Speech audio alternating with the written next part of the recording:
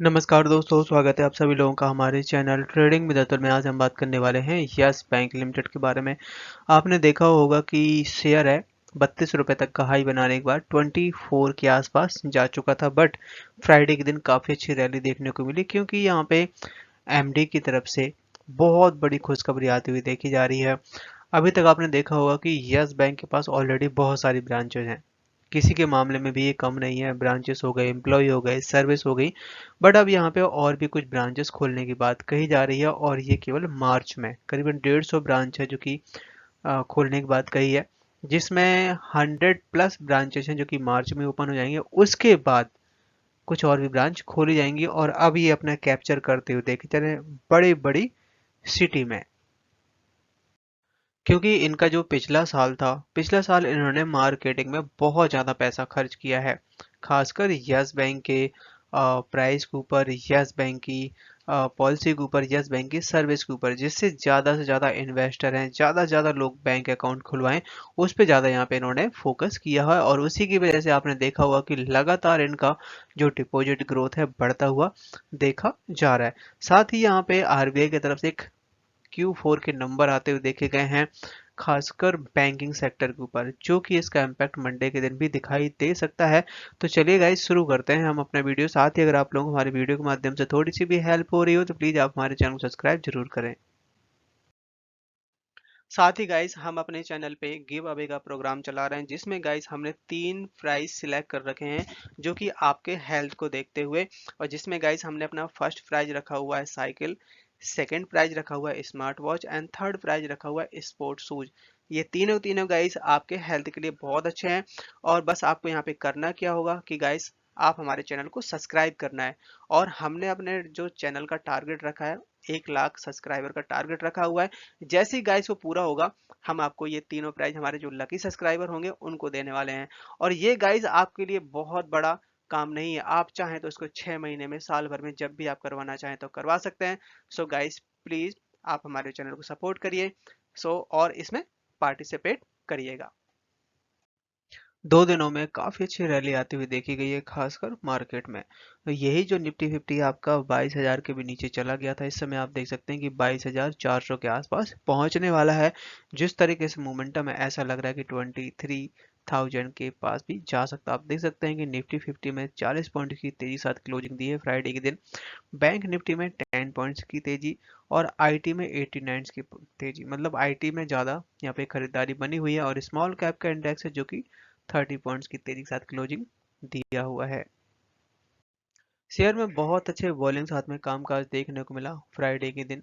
आप देख सकते हैं करीबन 25 करोड़ का वॉल्यूम दिखाई दिया है। अगर हम बात करें कुछ पिछले दिनों की, आप देख सकते हैं कि यस्टरडे के दिन 41 करोड़ का वॉल्यूम, 1 वीक एवरेज निकाला जाए तो 36 करोड़ का वॉल्यूम दिखाई दिया है। बात करें यहाँ पे अगर हम प्राइस परफॉर्मेंस के बारे में, तो एक हफ्ते के अंदर 4% तक की माइनस में रिटर्न दिखाई दे रहे हैं, बट 32 रुपये तक का हाई बनाने के बाद शेयर है जो कि अच्छे लेवल पे आ चुका है। और बहुत सारे लोगों को यहाँ पे लग रहा था कि हमने बाइंग नहीं कर पाई है और शेयर 32 रुपये के ऊपर भी निकल गया, तो उनके लिए एक मौका भी है अगर और भी नीचे जाता है तो। और अगर बाइंग करनी है किसी को तो अपना धीरे धीरे करके ही बाइंग करें, एक बार ना करें, जैसे कि हम हमेशा बात करते हैं। साथ ही आप लोगों को लॉन्ग टर्म के लिए यहाँ पे नज़र बना के रखनी होगी। आरबीआई की तरफ से यहाँ पे कुछ ऐसे नंबर आते हुए देखे गए हैं जो कि चौंकाने वाले हैं। आप देख सकते हैं कि आरबीआई ने बैंकिंग सेक्टर के नंबर डिक्लेयर किए हैं इन दिसंबर 2023 तक के। करीब बताया जा रहा है कि जो इनका डिपॉजिट है जो कि 60.3% अप हुआ है। क्योंकि जिस तरीके से ये नंबर आ रहे हैं, मार्च में ये जो नंबर थे आपके 57% तक के आसपास थे और दिसंबर में बहुत अच्छे आए हैं। इसका इम्पैक्ट आपको जरूर लॉन्ग टर्म में बैंकिंग स्टॉक में दिखाई देगा, क्योंकि अभी आपने देखा होगा कि रिसेंटली यहाँ पे चाहे आईसीआईसीआई बैंक हो, चाहे एचडीएफसी हो, चाहे कोटक हो, सब में यहाँ पे डाउनग्रेड किया हुआ था रेटिंग एजेंसियों की तरफ से। बट ये जो नंबर बता रहे हैं कि आने वाला टाइम बैंकों के लिए काफी अच्छा रहने वाला है। यस बैंक के ऊपर गवर्नमेंट ऑफ इंडिया की तरफ से एक नोटिस जारी किया गया है। यहाँ पे पेनल्टी लगाई गई है, आप देख सकते हैं करीबन 1.5 लाख की यहाँ पे पेनल्टी लगाई गई है। साथ ही जैसे कि हम सब जानते हैं कि पेटीएम में इस समय काफ़ी ज़्यादा दिक्कत चल रही है, जिसमें केवाईसी के लिए यहाँ पे यस बैंक है जो कि उसका जो काम है उसको एक्वायर करने की बात कर रहे हैं। पेटीएम में मेनली दिक्कत यही थी कि नए नए अकाउंट खोले गए बट उनकी केवाईसी नहीं करी गई। एक ही बंदे के नाम से 10-10 अकाउंट हैं और डॉक्यूमेंट वगैरह का भी कुछ भी पता नहीं है, जिसमें यस बैंक है जो कि इस समय में भी हो सकता है सपोर्ट करे। और बताया जा रहा है कि 25,000 पर डे के हिसाब से यहाँ पे जो इनका जो बिजनेस रहेगा, तो एक बहुत बड़ी अपॉर्चुनिटी है जो कि यहाँ पे बेंगलुरु में बताया गया मीटिंग के दौरान। और जिसमें हाँ दिक्कत तो आएगी, बट आने वाले टाइम में ये बहुत अच्छा बिजनेस हो सकता है यस बैंक के लिए। यस बैंक के जो एमडी हैं, एमडी की तरफ से एक बड़ी खुशखबरी आती हुई देखी जा रही है। बताया जा रहा है कि इम्प्रूव रिटर्न ऑन एसेट्स काफी ज्यादा बढ़ता हुआ दिखाई दे रहा है। आज के दिन जो स्टेटमेंट निकल के आई है सीईओ की तरफ से, बताया जा रहा है कि यस बैंक है जो कि इस समय small and mid size company में अपना यहाँ पे रिटर्न ऑन एसेट्स ट्राई करने की कोशिश कर रहा है, मतलब बढ़ाने की कोशिश कर रहा है। साथ ही यस बैंक यहाँ पे सिंगल एजेंडा यहाँ पे लेके चल रहा है कि हमें अपना प्रॉफिटिविटी बढ़ानी है विदाउट एनी कोई भी ऐसा स्टेप उठाए जिससे बैंक को नुकसान हो जाए। आज की जो इंटरव्यू था उसमें उन्होंने बताया कि इनका जो फर्स्ट स्टेप है अचीव करने का 1% ROA जो कि नेक्स्ट 2 ईयर में, साथ ही 1.5 रहेगा 3 to 5 ईयर में। इसके अलावा जो यस बैंक का जो टोटल जो एसेट है 0.2% आया था अक्टूबर और दिसंबर के क्वार्टर में। यहाँ पे small and medium enterprises loan है जो कि मिड साइज कॉरपोरेट लोन जो कि 30% बढ़ता हुआ देखा गया है आपका दिसंबर क्वार्टर में। साथ ही जो कि इंक्रीज है 35 गोइंग फॉरवर्ड। साथ ही इनका कहना ये भी है कि जिस तरीके से और बैंक हैं जो कि काफ़ी ज़्यादा कंपटीशन है लोन में और रेट ऑफ इंटरेस्ट काफ़ी कम किए हुए हैं, तो हमें उससे कोई टेंशन वाली बात नहीं है कि हमारा जो डिपॉजिट ग्रोथ है वो ज़्यादा बढ़े अगर हम एफडी का रेट ज़्यादा रखते हैं, वो भी बैंक के लिए नुकसानदायक है।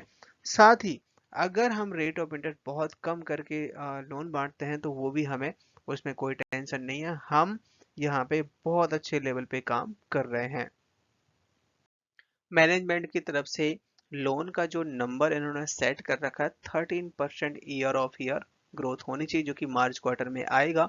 साथ ही 15% डिपॉजिट ग्रोथ।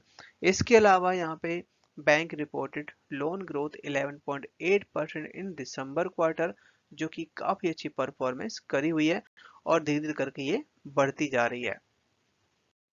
और मैनेजमेंट का कहना यह है कि हमें अभी 1 साल तक कोई भी फंड की रिक्वायरमेंट नहीं पड़ने वाली है, जैसे कि और बैंक फंड रेज कर रहे हैं। साथ ही बैंक है जो कि इस समय 150 ब्रांचेस है जो कि ओपन करने की बात कर रहा है, जो कि 110 ब्रांच है जो कि मार्च एंड तक ओपन हो जाएंगी। 40 ब्रांचेस रहेंगी जो कि 3 मंथ्स में ओपन होगी, नेक्स्ट 3 मंथ में। तो ये एक तरीके से ये जो स्टेटमेंट निकल के आई है सीईओ की तरफ से, जो कि अपने आप में रिटेल इन्वेस्टर के लिए बहुत बड़ी राहत भरी बात है। यस बैंक का जो शेयर है अभी आप देख सकते हैं कि, और अगर हम बात करें 52 वीक रेंज का, तो 33 रुपए तक चला गया था और लो है इसका 14 रुपए के आसपास।